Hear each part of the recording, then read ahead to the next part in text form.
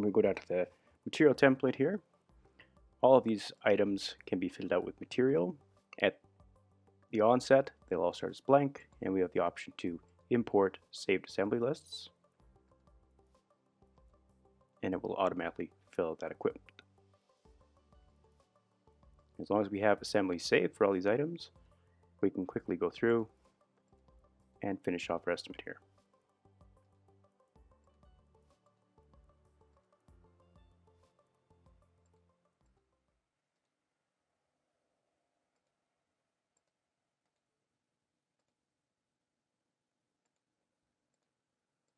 And if you don't have an assembly saved, that's when you have to open up that individual item and build an assembly yourself.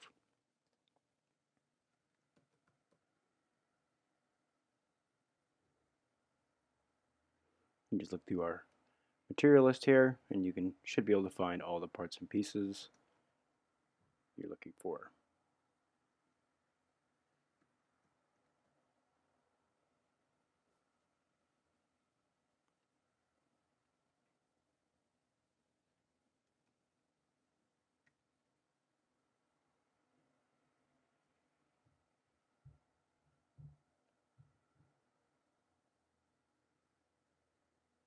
Yeah, and just for argument's sake, I'll just pick a couple parts and pieces here into the counts.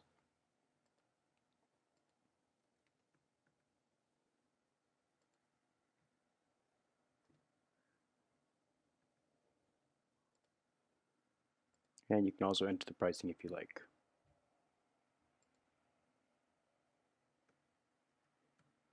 Whatever they happen to be for your area. And then once you got that completed, you can go ahead and save that to one of your assembly classes that we created before. And now even if I delete this accidentally, I can always import from that assembly class, and it'll always be available on any future estimate.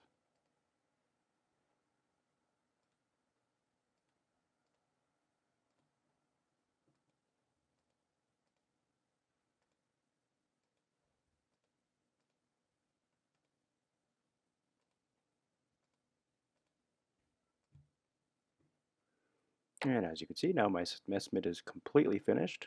All of my items have parts and pieces in them. I can go through and change the labor on any one of those items if I feel it's too little or too light for the work quite easily, just simply by adding a percentage here. So it's going to be 20% longer for that conduit. I can do that. Or if it's going to be 20% less time, I just do that as a negative value. And then again, I can save this assembly, and it will always maintain that labor adjustment that I put in.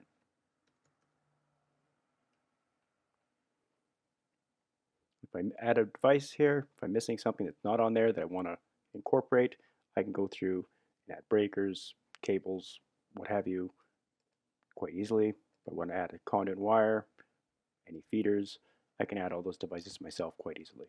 And then once I'm done, I can export my material list, and I can send that off to my wholesalers to update my pricing. This will generate a CSV file that they can go through and price item by item all of your beam materials, so your conduit, your wire, your fittings, straps, etc. And then once they've sent that back to me, I can import that same spreadsheet back in and update all of my values. So as you can see, this is my list of parts and pieces, total counts. We include the counts for the sake of getting lot pricing on a higher volume of material, but once you import it back in, you will delete this entire column, as the software does not need to recognize the values of the lengths or quantities. It just recognizes the value of the prices. So I'll go ahead and update the prices here on a couple of items, just so you can see how the software does its job.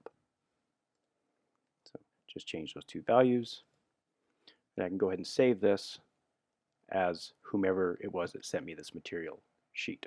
So whether that's Graybar, Granger, whomever you work with, you can save this as their individual company and the quote for the job itself, and then save it to the job file. So in this case, I will title it like Granger and save it to my desktop.